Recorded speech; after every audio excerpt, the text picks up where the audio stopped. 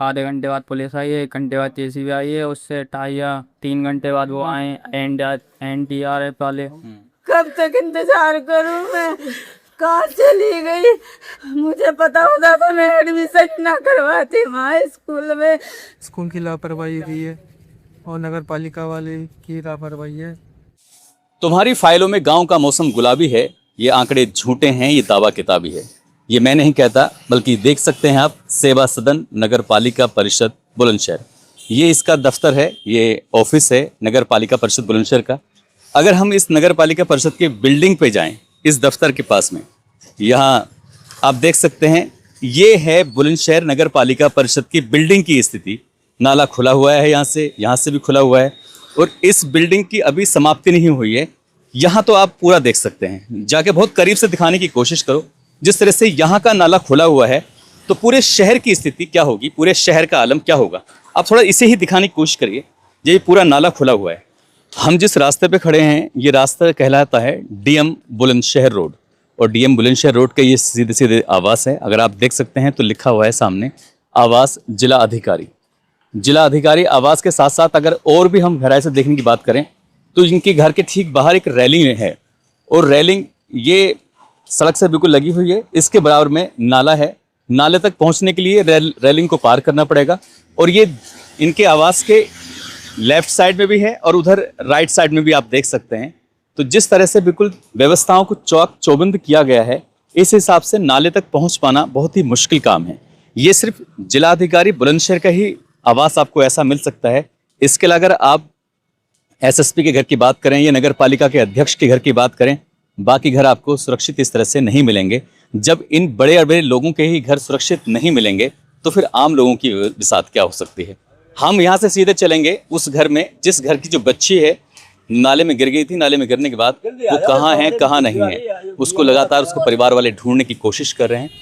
28 जुलाई 2026 की सुबह लगभग 11:45 के आसपास का वक्त हो रहा था। हल्की फुल्की बारिश शुरू हो जाती है। जैसे बरसात का मौसम है, ऐसे ही बारिश थी। किसी ने अंदाजा नहीं लगाया था ये जो बारिश होगी एक इतिहास बनकर जाएगी, एक पूरे शहर को एक ऐसे कलंक से डुबा कर जाएगी कि लोग इस बारे में हमेशा हमेशा चर्चा करते रहेंगे। चर्चा इसलिए करते रहेंगे कि उत्तर प्रदेश के बुलंदशहर सिटी में एक मोहल्ला लगता है साठा में एक भूतेश्वर मंदिर है। भूतेश्वर मंदिर के अगर हम राइट साइड की बात करें, तो एक व्यक्ति है जिसका नाम है रिंकू कश्यप, उनकी पत्नी का नाम है ज्ञानवती। उनके 2 बच्चे होते हैं। एक बच्चे का नाम होता है गगन, जिसकी उम्र लगभग 18 साल के आसपास होती है, और एक बेटी होती है जिसका नाम चारू कश्यप होता है, जिसकी उम्र होती है लगभग 11 साल के आसपास। जो बच्ची है चारू कश्यप, वो घर के पास में ही जो भूतेश्वर मंदिर है उसके पास में ही विद्यालय है, गली में है। फिलहाल उस विद्यालय में ताला पड़ गया है। ताला पड़ने के पीछे भी कहानी ये है, जब वो बच्ची अपनी दादी के साथ विद्यालय जाती है, सुबह लगभग 7:30 बजे के आसपास घर से निकलती है। घर से निकलने के बाद अब उसका वापसी आने का भी इंतजार किया जाता है। स्कूल से आने का टाइम निश्चित होता है, और जब टाइम निश्चित होता है तो पता होता है कि बच्ची स्कूल से कब आएगी। लेकिन घर वालों ने भी अंदाजा इस बात से लगा लिया, क्योंकि बरसात का मौसम है, बारिश बहुत तेज होने वाली है। तभी लगभग 12:30 बजे के आसपास का वक्त हो रहा था। दादी घर से नहीं निकलती है, लेकिन उस बच्ची का जो बड़ा भाई होता है गगन, जिसकी उम्र 18 साल के आसपास होती है, वो विद्यालय की तरफ जब घर से निकलता है, विद्यालय उसके घर से महज 200 मीटर के फासले को होगा।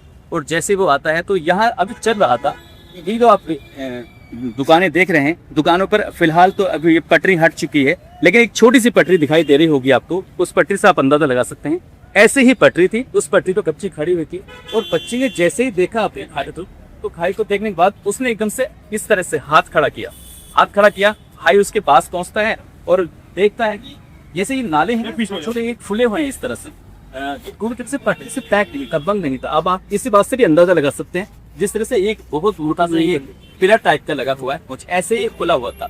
वो बच्ची, क्योंकि बारिश इतनी ज्यादा तेज हो चुकी थी, अभी जो यहाँ पर दिखाई दे रहा है आपको सूखा नाला एकदम से बिल्कुल साफ सा दिखाई दे रहा है। कल ये स्थिति नहीं थी, क्योंकि स्थिति इसलिए नहीं थी क्योंकि यहाँ पर बहुत ज्यादा गंदगी, पानी, ये सब बरसात लगातार चल रही थी। आधे घंटे तक जो पानी बरसा था उस शहर को एकदम से लबालब कर दिया। बहन ने भाई को देखा और एकदम से वो तोड़ के भाई की तरफ जब आती है, भाई ने उसको अपना हाथ दिया। बहन ने जैसे ही हाथ पकड़ने की कोशिश की तो भाई का बहन का दोनों आपस में एक दूसरे से हाथ छूट जाता है। भाई यहाँ किनारे खड़ा रह जाता है, बहन जो होती है इस नाले के अंदर गिर जाती है। बहन जैसे नाले के अंदर गिरती है, वो बहुत जोर से चीख रही थी और चिल्ला रही थी। उसने बचाने की अपील भी की, लेकिन इसी बीच में अचानक से एक बेवकूफ बनकर बुजुर्ग आदमी आ जाते हैं। और जैसे इस बुजुर्ग आदमी ने उस बच्ची को बचाने की कोशिश की, उस बच्ची का हाथ पकड़ने की कोशिश की, उनसे भी बच्ची का हाथ छूट जाता है और वो व्यक्ति जो होता है वो एकदम से औंधे मुंह पीछे गिर जाता है। यानी कि उस व्यक्ति की भी स्थिति कुछ ऐसे ही हो जा रही है। अब एकदम से वो जो पानी है वो बहुत ज्यादा लबालब है, भरा हुआ है, न केवल इस नाले में बल्कि नाले से बाहर सड़क पर भी पानी पानी था। उस लड़के ने अपनी बहन को बचाने के लिए कोशिश की और दौड़ता हुआ आगे तक जाता है जहां तक वो दौड़ सकता था, क्योंकि वो देखने की कोशिश कर रहा था। वो पानी के अंदर ऐसी डूबी कि वो दिखाई ही नहीं दी, कहाँ गई कहाँ नहीं। तुरंत ही वो लड़का घर जाता है। घर जाने के बाद अपनी माँ से, अपने पापा से, अपनी दादी से, उन सबसे अपील करता है और जितने भी लोग उस दृश्य को देख रहे थे उस वक्त, उन सबसे अपील करता है। इस तरह की अपील करता है कि मेरी बहन इस नाले के अंदर गिर गई। तभी लोगों ने तत्काल प्रभाव से 112 नंबर पर फोन किया। 112 नंबर पर फोन करने के बाद अब यहाँ पुलिस भी आ जाती है, फायर ब्रिगेड की टीम भी आ जाती है, एनडीआरएफ की टीम भी आ जाती है और लोगों ने कयास लगाना शुरू कर दिया कि नाली में यहाँ से नहीं आगे बहती हुई चली गई होगी। अब यहाँ से वो लोग जैसे जैसे नाला आगे जा रहा है वैसे वैसे नाले के साथ साथ चलते चले जाते हैं, नाले की सफाई करते चले जाते हैं। जो मजदूर होते हैं वो लग जाते हैं, आम पब्लिक होती है वो लग जाती है, एनडीआरएफ की टीम लग जाती है, पुलिस वाले भी अपनी तरफ से कोशिश करने लगते हैं। तमाम लोग कोशिश कर रहे थे और नाले को इसी तरह से साफ करते करते आगे तक चले जाते हैं। जहाँ से करीब करीब 1 से 1.5 किलोमीटर दूर एक काली नदी है। काली नदी में जाने के बाद वो नाला गिर जाता है। लेकिन वो लड़की कहाँ है? 11 साल की बच्ची, इसका नाम चारू कश्यप है, वो कहाँ है? उसको बस एक नज़र देखने के लिए, उसको वापस उसी रूप में लाने के लिए वो ठीक होकर आ जाए, अपने बस्ता लेकर फिर से स्कूल चले जाए, फिर से अपने माँ बाप के साथ खिलखिलाए। लेकिन शायद अब इस तरह की गुंजाइश की उम्मीद कम दिखाई दे रही है। ऐसे कोई चमत्कार की उम्मीद, अगर चमत्कार हो जाए तो शायद बच्ची आ जाएगी। ये जितने भी आपको भीड़ दिखाई दे रही है, जितने भी लोग आपको दिखाई दे रहे हैं, ये सिर्फ एक उम्मीद में है और इसी उम्मीद में वो चारू कहीं से किसी भी रूम में आ जाए। ये इसी परिवार के हैं। ये सब जो आप देख रहे हैं, इनकी आंखों में आप आंसू देख सकते हैं। इनको पूरी रात यहाँ पर बैठे बैठे इंतजार करते करते हो गई है। इंतजार सिर्फ इसी बात का कर रहे हैं कि बस चारू कहीं से वापस है। मैं चारू कश्यप के घर पर पहुंच चुका हूं। घर की दहलीज अभी शुरू होने वाली है। उससे पहले ये खाली प्लॉट है जो 4 दीवारी से आपको दिखाई दे रही है, लेकिन 4 दीवारी से पहले आपको यहाँ भी एक खुला हुआ नाला सा दिखाई देगा। तो हालांकि नाला ज़्यादा बड़ा नहीं है, लेकिन ये कम से कम 3 साल 4 साल के बच्चे के लिए ये वाकई बड़ा हो सकता है। यही है कमोवेश पूरे शहर की स्थिति। पूरे शहर में आप जहाँ भी देखेंगे नाले ऐसे ही आपको खुले हुए दिखाई देंगे। जो जिम्मेदार हैं उन जिम्मेदारों के समझ में शायद ये बात आए नहीं आए, क्योंकि अब ये हादसा हो गया है। बस इस हादसे को किसी तरकीब से, इस वक्त को खत्म करने की कोशिश करेंगे कि इस पूरे शहर का ध्यान इन खुले हुए नाले की तरफ न जाए। मैं घर ही आ गया हूँ, मैं अम्मा से बात करने की कोशिश करूँ। स्कूल लेने गया, घुटनों तक पानी भर रहा और 100 या 150 लीटर तो ये बहन से वो गुप्ता पेन कड़ी सकती था और घुटनों तक पानी भर रहा। वो सिट्टी समझ को उसमें पैर रख दिया, पानी इतना चल रहा आगे से पता नहीं इधर सिट्टी ना और नाले में गिर गई। और मैं बहुत दूर है उससे 100 या 150 मीटर के करीब, और स्कूल वालों ने बैग अंदर तक रखा, बच्चे बाहर घूम रहे छोटे छोटे, और मेरी बहन भी। तो आपने उसे बचाने की कोशिश नहीं की? भागा मैं पुल तक गया जहाँ तक वो है नाले का, मेरे को कुछ पता ही ना चला, उधर दिखी ना वो। तो आपने आवाज़ लगा के लोगों से कहा हो कि मेरी बहन नाले में करी है? लोगों ने देखा, पकड़ने की कोशिश करी, 1-2 ने हाथ ना उनके। अच्छा, पुलिस वाले को फ़ोन करा मैंने, फिर पापा को फ़ोन करा। आपके पास मोबाइल था उस वक्त? हाँ, तो पुलिस वालों को कैसे फ़ोन किया आपने? पुलिस वालों को मैंने ना किया, पापा को गया मैं। हाँ, पापा आए फिर, और आधे घंटे बाद पुलिस आई है, 1 घंटे बाद जेसीबी आई है, उससे टाइया 3 घंटे बाद वो आए एनडीआरएफ वाले। ये तो मैं कब तक शायद वो लड़की बह के बहुत दूर जा चुकी है। पानी का बहाव कैसे, कितना था? बहुत तेज चल रहा पानी, उस सड़क पे पानी था ऊपर? सड़क पे पानी ऊपर था, लगभग कितना पानी रहा होगा सड़क पर? घुटनों तक। तो फिर आपने मम्मी को बताया, पापा को बताया? और वो बताया मम्मी तो काम करने में। अच्छा, जैसे मम्मी भी काम करती है, पापा भी बाहर कपड़े की दुकान पे काम करते हैं। मैं भी काम ही करता हूँ, मैं दुकान से आया। कोई अब कोई आप ये प्लीज आप बिल्कुल उधर सब कोशिश कर रहे हैं, तलाश लेंगे, ढूंढ लेंगे, आप बिल्कुल बेफिक्र। आंखों के सामने कि नहीं आप ये जब भैया ने बताया कि अगर नेक एसिस्टेंट, मैं तो काम करके आई, कौन है बेघर है तो कहीं पता है कि क्या हुआ। मैंने कहा ना, आपके चारों नाले में गिर रही है। मैं अपने घर पे भी नहीं, सीधी चली गई वहीं पे ही। खाना पीना बनाया ना कुछ बना, वहीं पे चली गई मैं सीधे पानी में। आपने भी अपनी तरफ से ढूंढने की कोशिश की? मैं बैठ गई, मैं जाके कभी ना मिली मेरे को। पूरी रात इंतजार करते हो गया, मेरे को पूरा दिन हो गया, 24 घंटे हो गए, मेरे को अभी तक ठीक ही ना है। कब तक इंतजार करूं मैं? कहाँ चली गई? ऐसी क्या सुई हो गई जगह मिल ही ना रही है। बारिश में बच्चों को छोड़ के निकालना चाहिए हम लोगों को। बारिश में बच्चों को निकाल, सब बच्चे के बैग स्कूल में रखे और तुम जाओ। आप दादी नहीं? मैं मामी सब बच्चों के बैग स्कूल में रखे और बच्चे बाहर निकल के आ रहे स्कूल से। किसी का बैग भी वहीं रखा है स्कूल में।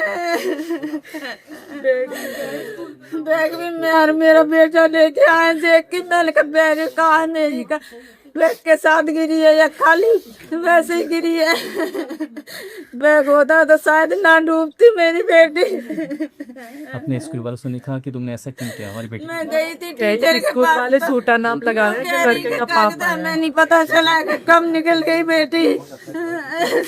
अब यूँ कह रहा है कि पापा आएगा। शिकायत भी करके आई, मैंने कहा यहाँ पे ध्यान नहीं रखते हैं, बच्चे कभी भी बाहर निकलते हैं, कभी भी अंदर आते हैं, बीच में ताला नहीं रखते थे उस स्कूल पर। कई बार शिकायत करके आई मैंने, अभी तो एडमिशन करवाया 2-3 महीने पहले ही।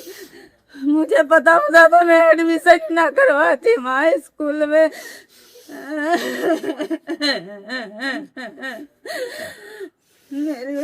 आप तो काम पे चले जाते हैं, आपके हस्बैंड भी काम पे चले जाते हैं, बेटा भी काम पे चला जाता है, तो बच्ची को कौन लेके जाता है, कौन लेके आता है? आप मैं छोड़ के आती थी अपने आप कल, लेकिन बारिश हो रही थी तो मैं जिनके यहाँ पे काम कर रही थी उनके फ़ोन से मैंने फ़ोन करवाया 11:15 बजे। मैंने चार पापा उसको लिए या जगह उनको भेज दी हूँ लेने, बारिश हो रही है। तो उन्होंने यही भेजा बेटे को लेने। उन्होंने फ़ोन भी कराया स्कूल में कि क्या बजे छुट्टी होगी, कि उन्होंने कहा 12:30 बजे छुट्टी होगी। या तो वही बिठा के रखते हैं स्कूल में कि जब तक पानी ना निकल जाए स्कूल से। मतलब मत जाओ बच्चे, इतने सड़क नीची है उस स्कूल की गली की। बहुत पानी बन रहा है। बेटी पढ़ने में कैसे?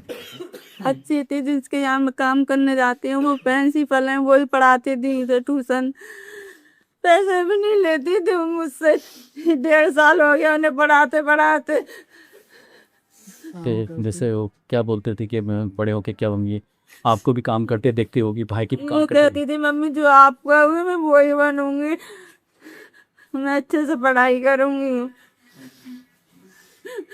ये कहती थी मम्मी मैं बड़ी हो जाऊंगी तो काम छोड़ दिया, काम मत करिए तुम।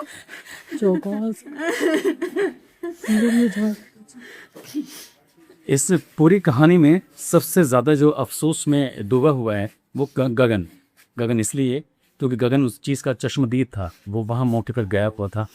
उसकी बहन उसके हाथों से बस थोड़े से ही फासले से थी। उसने हाथ उठाया अपने भाई के पास हाथ पकड़ने के लिए, और भाई ने भी अपना हाथ उसकी तरफ बढ़ाया उसका हाथ पकड़ने के लिए। उससे पहले ही वो नाले में गिर जाती है, और नाले में जब गिर जाती है तो उसके बाद फिर उसका कोई अता पता नहीं चलता है वो कहाँ है। ये बुलंदशहर की काली नदी है, और इस काली नदी में एक उम्मीद के साथ ये कर्मचारी लगे हुए हैं। जो चारू कश्यप है, कल जिस तरह से स्कूल से निकली थी, स्कूल से निकलने के बाद उस नाले में गिर गई। इनको एक उम्मीद है, एक अंदेशा है कि वो लड़की इस बहती बहती इस काली नदी की तरफ आ गई है। अब यहाँ पर पीएससी की टीम भी लगी हुई है। उधर देख सकते हैं कि पीएससी का एक दल है, एक नाव से लगातार उस इलाके में हर एक जगह पर जाने की कोशिश कर रहा है ताकि वो बच्ची कहीं ना कहीं मिल जाए। कोशिश अभी जारी है। यहाँ पर कश्यप जी हैं जो अपनी 11 साल की बेटी चारू कश्यप के लिए यहाँ पर पूरी रात से लेके जमे हुए हैं। ये निगाहें बस लगी हुई हैं उस नदी की तरफ कि बेटी बस मिल जाए किस तरकीब से। कुछ कहना चाहोगे? कहना ये चाहूँगा कि स्कूल की लापरवाही भी है और नगर पालिका वाले की लापरवाही है, जिससे कि नाला ढका नहीं गया, इससे जो है बड़ा हादसा हुआ है। और ये कम से कम ये सबको सबक मिलने चाहिए, जो मेरी बेटी के साथ हुआ वो किसी और बेटी के साथ। आपकी जहाँ घर है, आपकी घर के बराबर नहीं, ये कि खाली प्लॉट है जिसकी 4 दीवारी है, तो अब पता काला करके अगर वो 4 साल की बच्ची 5 साल की बच्ची गिर जाए तो वो शायद निकल नहीं पाएगी। पानी बना रहता। जिस तरह से आप देख सकते हैं वे कर्मचारी वो अभी पानी से ही निकल के आया है और ये जिस अभियान को शुरू हुए कम से कम 8-10 घंटे से ज़्यादा का समय बीत चुका है। ये जितने भी करीब 150 से ज़्यादा कर्मचारी हैं ये अपनी तरफ से कोशिश कर रहे हैं। इस नदी में इससे बाहर जाएंगे तो नदी है काली नदी में पीएससी की टीम, एनडीआरएफ की टीम और जो पुलिस प्रशासन की टीम है वो लगी हुई है। लेकिन इस साइड में इन्होंने इस पानी के रास्ते को रोक दिया है और पानी के रास्ते को रोकने के बाद इंजन से जिस तरह से लगाया हुआ है, इस इंजन का काम है कि किस पानी को फिर अब इंजन के बाद किस उस नदी में डाला जा रहा है ताकि ये पानी छन के वहाँ जा सके। जो भी कुछ भारी वस्तु चीज़ होगी या फिर बच्ची अगर इस नाले के अंदर ही होगी तो वो यहाँ रुक जाए, उसको आराम से यहाँ देख लिया जाए। अब यहाँ आप एक शिफ्ट बाकी कर रहे हैं, किसी से ना लगे हुए हैं, जवाब दे रहे होंगे कि साहब हमने इतनी कोशिश की, हमने ये की, लेकिन बारिश होने से पहले ही पता नहीं इतनी कोशिश की होगी कितनी नहीं की होगी। नगर पालिका के जहाँ दफ्तर है, जहाँ आप बैठते हैं, उस दफ्तर के ठीक बराबर में नाला है, वो खुला हुआ है। वो नाला ही नहीं, जहाँ एसएसपी का दफ्तर है वो नाला खुला हुआ है। तो जिम्मेदारी ईओ की वक्त की है। ईओ साहब अपना काम ईमानदारी मात्रा से कर रहे हैं। तो मैंने जो आपको वीडियो दिखाया है, आप देख सकते हैं जो इस वीडियो चल रहा है उससे आप अंदाजा लगा सकते हैं। तो ईओ साहब ने अगर पहले ही अपनी जिम्मेदारी समझी, शहर के जिम्मेदारान ने अपनी जिम्मेदारी पहले समझो, तो यहाँ पर एक इंजन लगाने की आपको जरूरत नहीं पड़ती। नाले में जिस तरह से वो व्यक्ति उतरा हुआ है उस व्यक्ति को नाले में उतरने की जरूरत नहीं पड़ती। सच बताऊं तो इस वक्त नाले में उतरने की जरूरत ईओ साहब को है। नगर पालिका के ईओ साहब हैं, अधिशासी अधिकारी। बात करने लेकिन उन्होंने कहा कि मैं बात नहीं कर सकता, मैं कोई कमेंट नहीं कर सकता। डीएम साहब पूरी ब्रीफिंग अपने दे रहे हैं। अब जो भी है वो डीएम साहब ही शायद इस बात पे मीडिया के सामने अपना पक्ष रखेंगे। लेकिन इनकी जो टीम है लगभग 150 से ज़्यादा इनके कर्मचारी हैं, अपने यहाँ पर काम कर रहे हैं। पानी को एक तरह से नाली को धोका गया है, उस पानी को छान के इस नदी में भेजा जा रहा है। और ये नदी है, इसमें पीएससी की टीम लगी हुई है जो पानी को कुछ इसका बहाव को तेज़ करने के लिए, ताकि इसमें अगर कोई बच्ची वो हो भी तो शायद वो उछल के ऊपर आ जाए।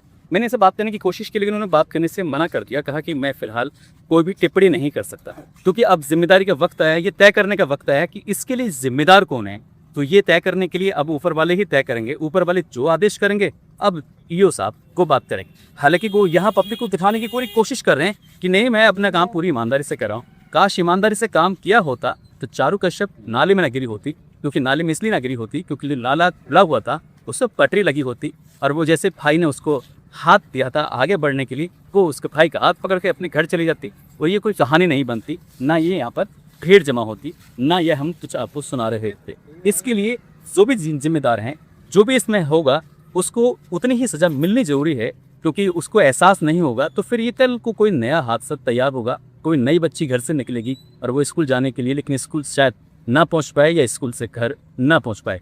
दोस्तों, इस पूरे घटनाक्रम को सुनाने का उद्देश्य किसी को परेशान करना नहीं है, किसी का दिल दुखाना नहीं, बल्कि आपको जागरूक करना है, आपको सचेत करना है। आप जहां भी रहें अपना ख्याल रखें, सुरक्षित रहें। जय हिंद, जय भारत।